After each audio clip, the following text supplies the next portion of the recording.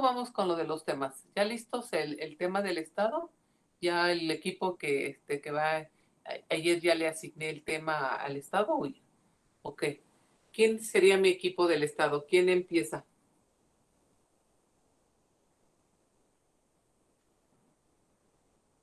¿O no tengo a nadie de aquí? Pero, Sí, pero se supone que es hasta el lunes, ¿no, profesora? claro, pero digo, ¿quién es mi equipo del Estado? ¿Estás tú, Isaac? Sí, estoy yo y mi compañera Alejandra y algunos otros. Nos estamos organizando para hacer una buena investigación y que a todos nos toque tema. Ok, ¿por qué les hago esta pregunta? Porque con el otro grupo, por eso entré tarde con ustedes, estábamos revisando el índice de los temas que van a manejar. Entonces, generalmente, si tienen alguna duda, háganmela saber y díganme qué quieren trabajar para que yo diga si está completo o les falta algo. Entonces ahí entra mi participación. Si les falta material, pues yo se los paso. Si ustedes lo tienen, adelante. Que se organicen, eso es importante. Tienen todavía el día, obviamente el día de hoy, tal, hasta el día lunes que empiezan la exposición. Espero que sea tiempo suficiente para preparar. No creo que tengan problema porque es teoría del Estado. Entonces ya llevaron teoría del Estado, ya saben qué es el Estado, los elementos del Estado, van a hablar de población, gobierno, territorio, el aspecto de la soberanía, van a tocar otra vez a Juan Bodino, van a hablar de cómo crecen los estados, cómo se da una anexión, que es una conquista, qué es el reconocimiento, que precisamente estamos tocando lo del reconocimiento de estados. Yo lo toco aquí en este punto del reconocimiento para darles a la hora de que hablen del Estado, ya saben lo que es el reconocimiento y para ustedes es mucho más sencillo seguirse con este trabajo. Sí, vamos bien. Entonces, pero cualquier cosa, jóvenes, estoy a sus órdenes. Váyanme diciendo cómo van. Si por ahí hay alguna, este, algo que no puedan, un obstáculo iba a decir, y si yo tengo el mecanismo o la manera de solucionarlo, adelante. ¿Vale? A poco, pero nos vamos trabajando. Ay, creo que ya, hasta me cansé de hablar tan rápido. Si no hay nada, empezamos. Déjenme compartirles la información.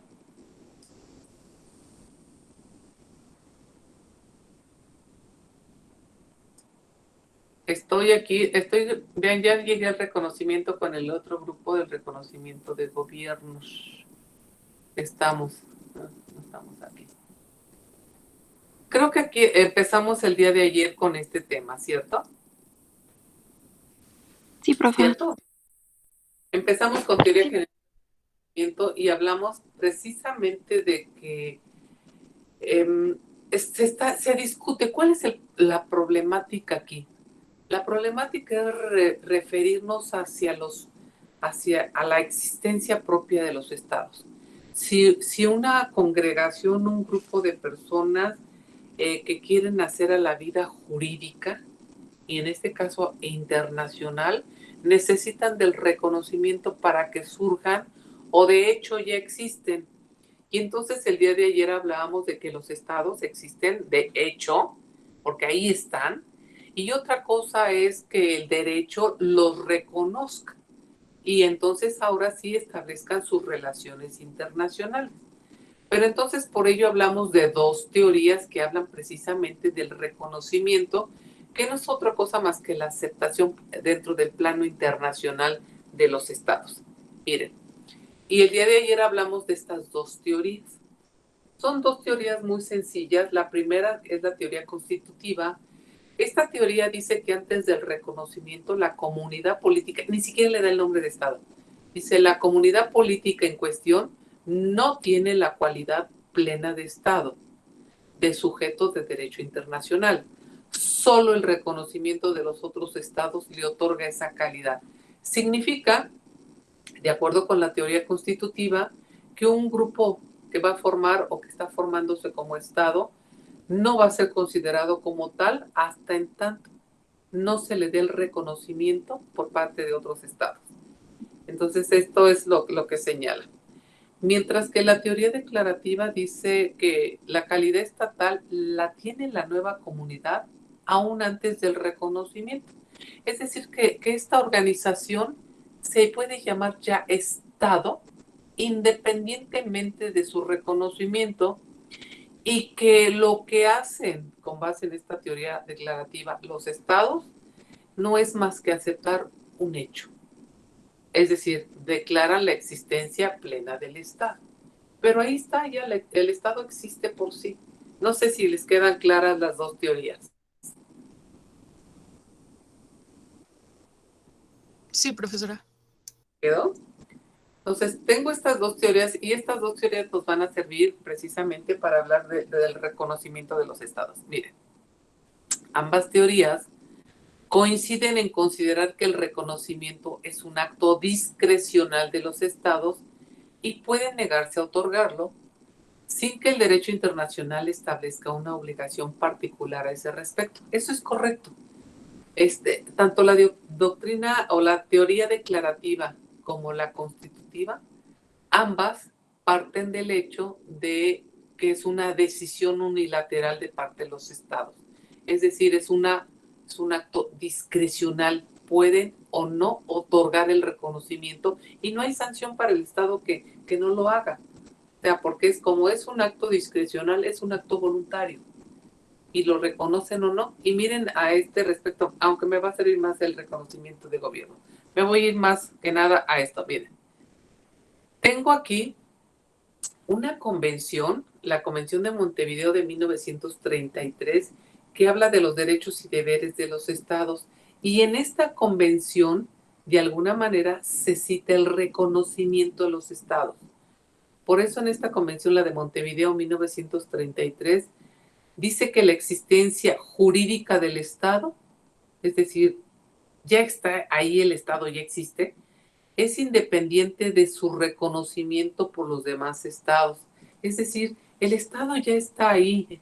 Acuérdense lo que les señalaba el día de ayer, de una pareja que tiene un hijo y que no es reconocido ni está en acta de nacimiento, no tiene nada. El hecho de que el niño no tenga este reconocimiento por parte de los padres y por parte del Estado, no significa que el niño no exista. Ahí está el niño. Lo único que necesitamos para que nazca la vida jurídica es reconocerlo y dotarlo de un nombre y unos apellidos y todo lo demás, que es lo que se necesita para su existencia jurídica. Y esta Convención de los Derechos y Deberes de los Estados de Montevideo 1933 dice que el reconocimiento que da un Estado al surgimiento de otro lo puede hacer a través de un tratado. Es decir, a través de un tratado se señala que se reconoce la existencia plena de ese nuevo Estado. O si no hay tratado, se puede hacer una declaración unilateral a través de las cuales el Estado, de una manera expresa, señale que reconoce a tal organización como un nuevo Estado. O al establecer relaciones internacionales a través de una embajada, tácitamente se está haciendo una declaración unilateral de reconocer al nuevo Estado al enviarle un embajador. Tácitamente se acepta la existencia. No sé si queda claro brevemente estos dos aspectos del reconocimiento que maneja la Convención de Montevideo.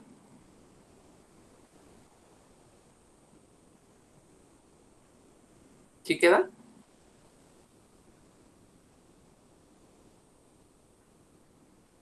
Sí. Ok, pues por lo menos para saber si ¿qué tal si se me desconectó mi micrófono y luego ni me entero? Entonces ahí está. Ahora vámonos con Fíjense que es bien interesante. También me explayé un poquito con los jóvenes del otro grupo, porque aquí voy a hablar del reconocimiento de gobiernos. Ya hablamos del reconocimiento de estados y las dos teorías que hablan del reconocimiento de estados, la declarativa y la constitutiva. Ahora vamos a hablar del reconocimiento de gobiernos. Entonces, ahora vamos a ver. Dice, en principio, el reconocimiento de Estado lleva implícito el reconocimiento de gobierno. Sí. Cuando se reconoce a un Estado por primera vez, es decir, se va a reconocer a ese Estado, obvio, se reconoce también a su gobierno. Esto es así por ser el primer reconocimiento que se tiene. El problema viene cuando se trata de un gobierno que surge de manera brutal a través de un golpe de Estado. Por eso les pongo aquí. El problema particular del reconocimiento del gobierno se presenta cuando éste tomó el poder mediante ruptura del orden constitucional. Es decir, cuando se da un golpe de Estado. Aquí ya existe, ya reconocimos al Estado, pero ahora viene el caso de cómo reconocemos al gobierno que surge de un golpe de Estado. Aquí, la cuestión entonces es determinar si los estados se encuentran o no obligados a otorgar el reconocimiento a tales gobiernos, estos que surgieron de un golpe de Estado. Miren, hace algunos años, en 1971, se dio un golpe de Estado en Chile. A través de toda una serie de maquinaciones, el general Augusto Pinochet, a través de ciertos movimientos, da un golpe de Estado al gobierno de Salvador Allende. Lo deponen del gobierno y entran a la Casa de la Moneda y capturan al presidente, y después va a resultar que se suicidó con varios tiros, pero se suicidó. Entonces, ahí tenemos un problema respecto a la usurpación de funciones a través de un golpe de Estado. Y aquí viene el problema respecto a si ese nuevo gobierno encabezado por el general Augusto Pinochet debe de ser reconocido o no. La postura que tome cada estado es muy independiente. Acuérdense que es una facultad discrecional este derecho que tienen los estados de decidir si reconocen o no a un nuevo gobierno o a un nuevo estado o no. Aquí, en 1971, lo que hizo el gobierno mexicano fue pedirle a su embajador que saliera de Chile. Entonces, nuestro embajador saca toda la embajada, todos los miembros de la comunidad salen, y no se pronuncia de ninguna manera, no hace ningún comentario al respecto. Sencillamente, la salida del señor embajador es una ruptura de relaciones diplomáticas. Cuando nuestro país saca a nuestro embajador, tácitamente le está diciendo: tache a tu gobierno surgido de un golpe militar. Punto. No puede sacar a su consulado, porque el consulado tiene como principal función la protección de sus connacionales. Lo que tiene que hacer el consulado es buscar a todos sus connacionales a través de distintos medios y ayudarlos a salir del país. Ese es un trabajo que tiene que hacer el consulado. Entonces, una vez que ya se siente seguro por el traslado que hizo de varios de nuestros connacionales a distintos países o regresarlos a México, también sale el consulado. Y cuando sale consulado y sale embajada, hay una ruptura total de relaciones internacionales. Eso fue lo que hizo México en el caso de Augusto Pinochet. Es decir, nosotros no nos pronunciamos, no dijimos esta boca es nuestra, pero sencillamente a través de actos totalmente tácitos nos estamos pronunciando en contra de ese gobierno. No sé si fui clara en este punto, jóvenes. Sí, maestra. ¿Sí queda? Miren, porque ahora voy a manejar doctrinas. La política exterior de nuestro país, que es un tema que también viene dentro de su temario, la política exterior de nuestro país, nos manejamos a través de doctrinas. Hay doctrinas que marcan las directrices de nuestras relaciones internacionales, cómo nos conducimos con los demás gobiernos. Y tenemos 3 doctrinas que vamos a tratar el día de hoy, que son, digamos, puntos importantes a través de los cuales nosotros gestionamos estas relaciones. Tengo a la doctrina Tobar, la doctrina Estrada y la doctrina Díaz Ordaz. Son 3 doctrinas que vamos a tratar de explicar para que vean cómo funciona nuestra política exterior. La doctrina Tobar, y es con B grande, B de burro, no es B chiquita, no está mal escrito, porque realmente es el apellido del señor Tobar, secretario de Relaciones del Ecuador. Entonces ni siquiera es mexicano, realmente es fue el secretario de Relaciones de Ecuador en 1907 cuando se crea la doctrina Tobar. ¿Qué dice la doctrina Tobar? Sostiene que no debe otorgarse el reconocimiento a los gobiernos resultado de un acto de fuerza mientras no hayan sido legitimados constitucionalmente. Entonces se refiere precisamente a los golpes de Estado. La doctrina Tobar dice, no se pueden reconocer los gobiernos surgidos de golpes de Estado, de uso de la fuerza, porque esto haría que constantemente, al haber este tipo de reconocimientos, constantemente hubiera estos movimientos. Y no se pueden permitir. Por lo tanto, la doctrina Tobar es clara de no otorgar reconocimiento a los gobiernos resultados de un acto de fuerza. Y aquí me voy a ir hacia el ejemplo actual de Venezuela. Hace algunos años se supone que el presidente Maduro debió de haber dejado ya el gobierno porque en las últimas elecciones resultó no ganador. Sin embargo, se impuso por la fuerza y declaró inexistente a la Asamblea General, etcétera, eliminó a muchísimos contrarios y de manera arbitraria y haciendo uso de un gran poder se mantuvo en el cargo. Realmente su gobierno no fue reconocido.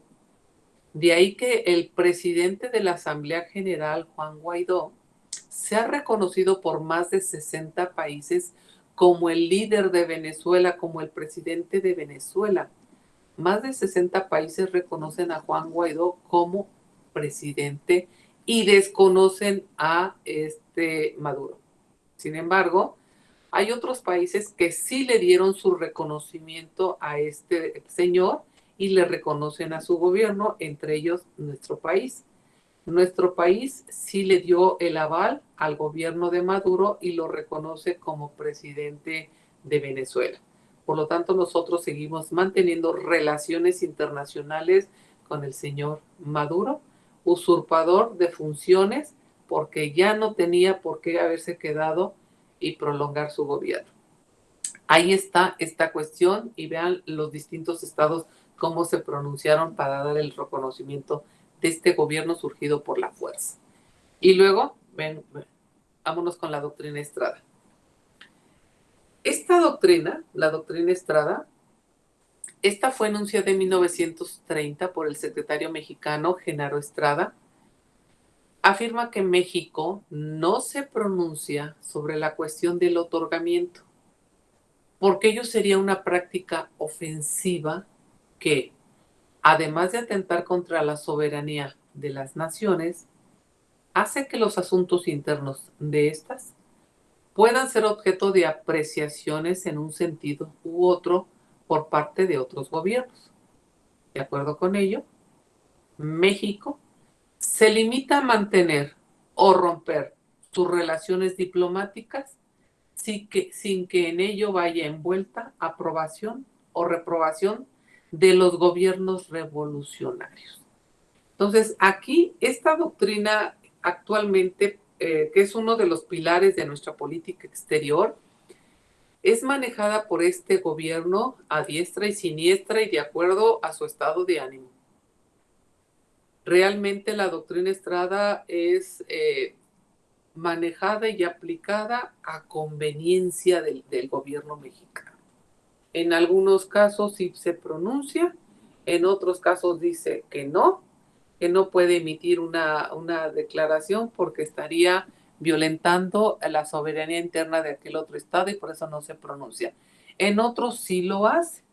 Entonces, de alguna forma, pues es de contentillo nuestro gobierno para manejar esta doctrina.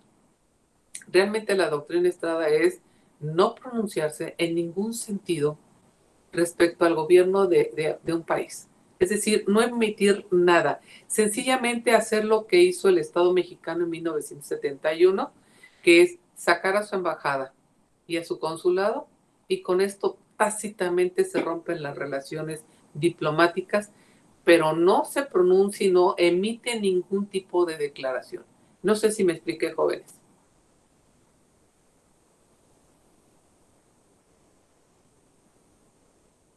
Creo Sí, que sí, profesora, gracias. básicamente es no hacer nada, ¿no? Bueno, o dejar de hacer. Yo creo que no emitir ninguna, como cuando te invitan a una casa y en la casa ves, les dije a mis alumnos del otro grupo, imagínense que las paredes están pintadas de negro y mis cortinas son moradas. Y tú dices, ay mamá, qué gustos tiene esta mujer. Pero como es tu decisión tener así tu casa, es muy tu gusto, tú no tienes que decir qué horrible está su casa. No, te quedas callado. Sencillamente dices, ay no, no voy a ir a esa casa porque está horrenda y me deprime. Sencillamente no entras, punto. Pero no emites ninguna decisión, ninguna opinión, no dices nada. ¿Qué pasó? ¿Pregunta?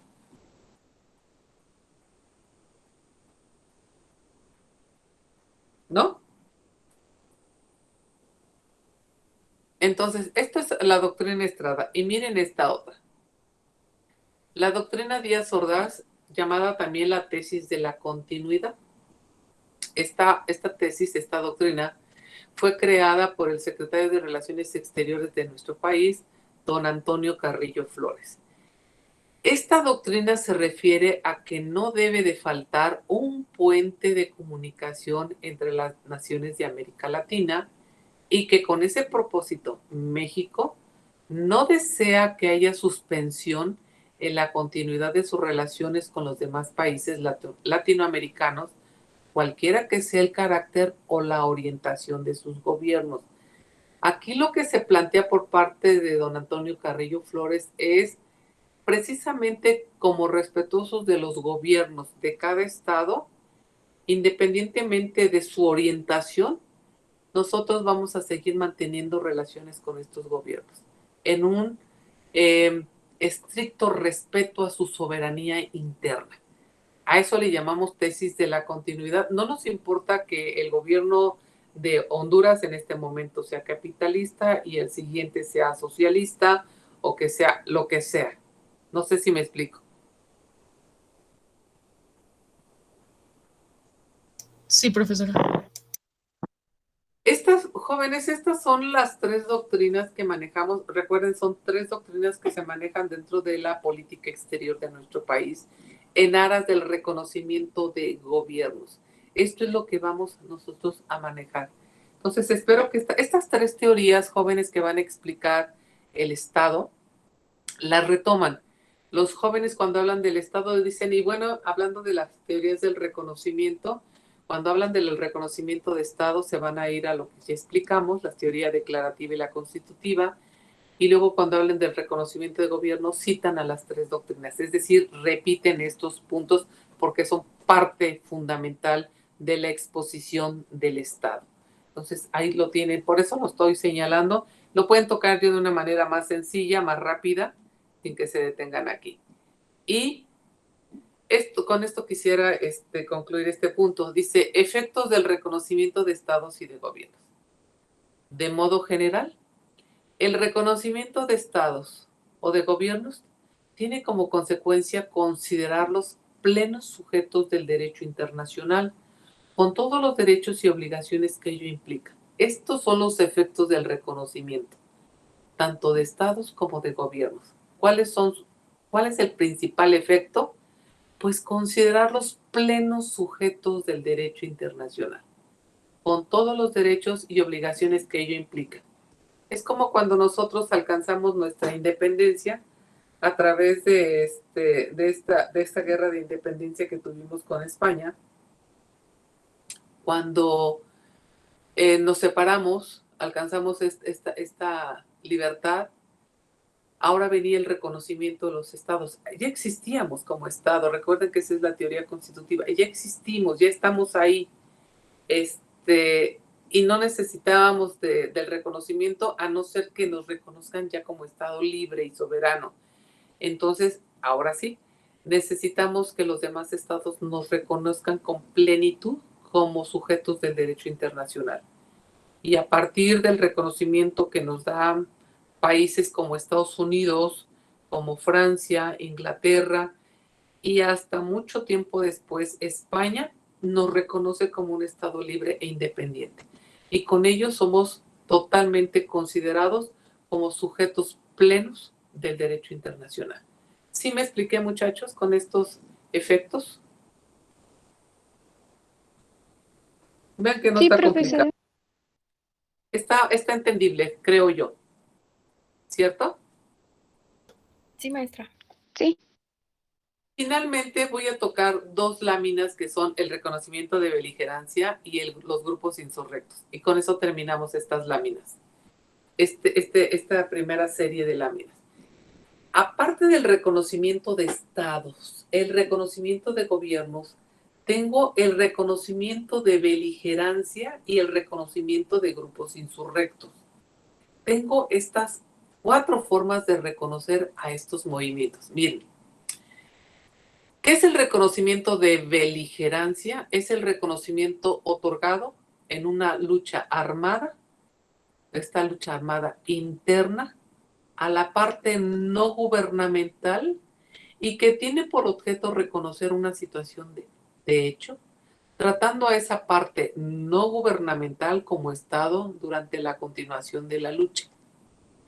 El efecto más importante de este reconocimiento, que siempre es de carácter discrecional, es que se aplicarán las leyes de guerra a la lucha en curso con todas sus consecuencias. Fíjense bien aquí cómo voy a manejar este reconocimiento a la parte no gubernamental.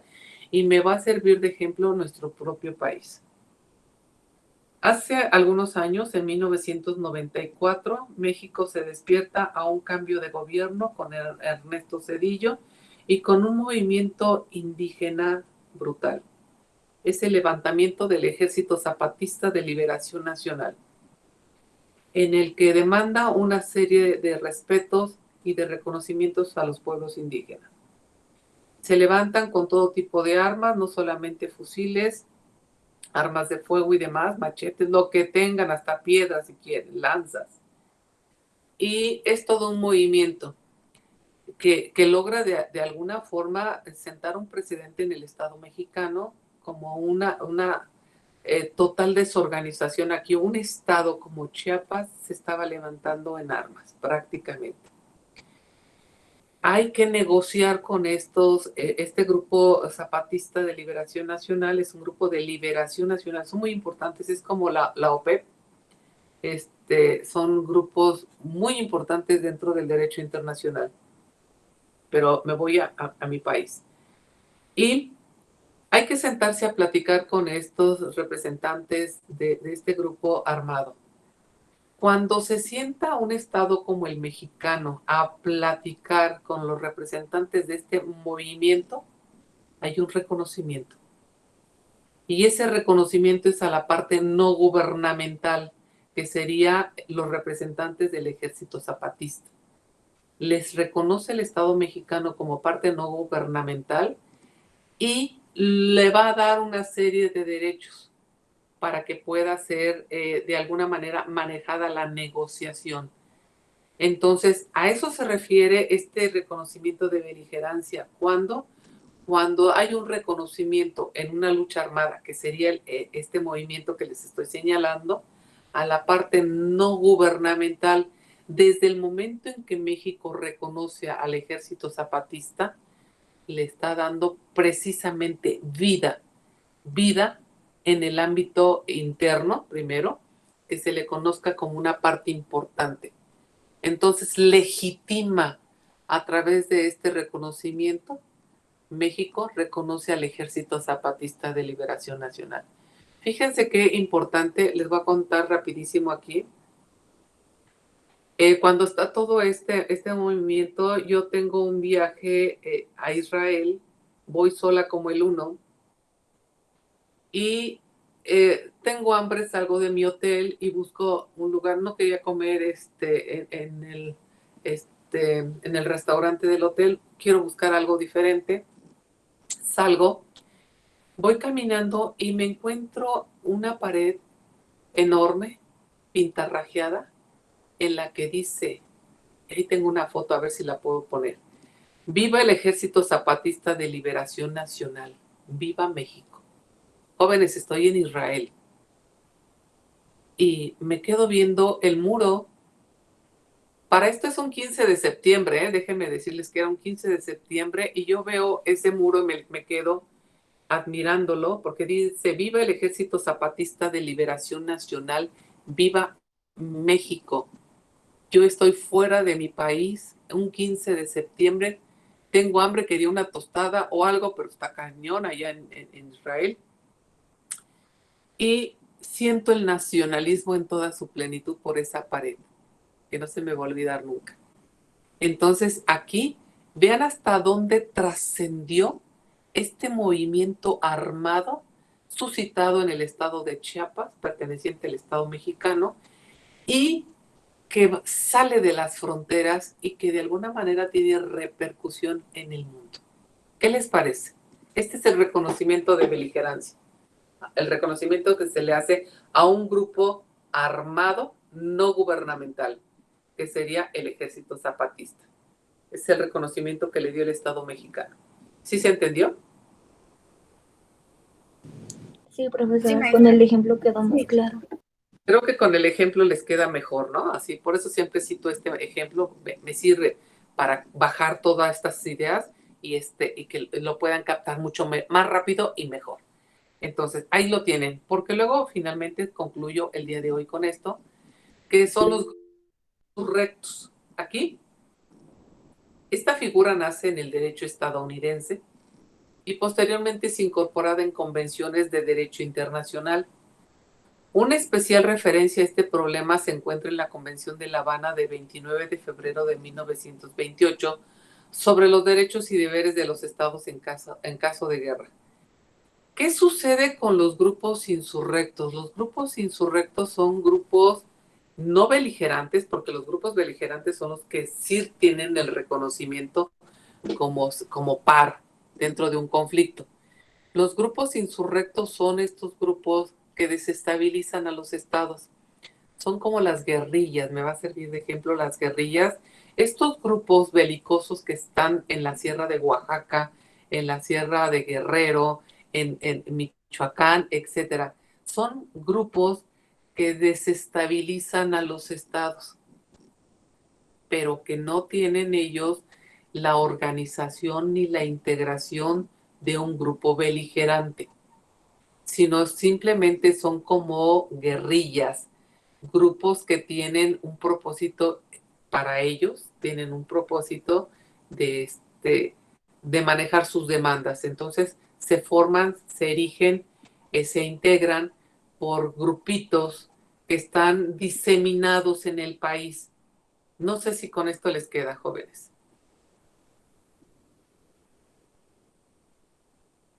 No tienen la jerarquía de un grupo beligerante. El grupo beligerante está localizado, es un grupo que realmente tiene una organización, y los beligerantes de alguna manera sí son reconocidos. En el caso de los grupos insurrectos no son reconocidos. Son pequeños grupos, les llaman pequeños grupos desestabilizadores, y no tienen este grado de reconocimiento. No sé si estos grupos más adelante pudieran irse organizando y formar todo un bloque de oposición. Ahí sí ya merecería un reconocimiento a beligerancia. Pero mientras son grupos insurrectos de oposición. ¿Sí me explico, jóvenes? Sí, profesora. Sí, maestra. Entonces, para que vayan viendo estas diferencias, por supuesto que estos grupos no tienen reconocimiento. Los únicos que tienen reconocimiento son los grupos beligerantes, ya saben por qué. Un grupo beligerante sí se sienta el Estado a platicar con ellos y negocia. En el caso de los grupos insurrectos, el Estado no se sienta a platicar con ellos, los considera como bandidos, delincuentes, y como tal son tratados. Entonces ahí les queda. Y este es finalmente la última de las diapositivas del primer grupo que tenemos de la materia. Espero que les haya quedado claro.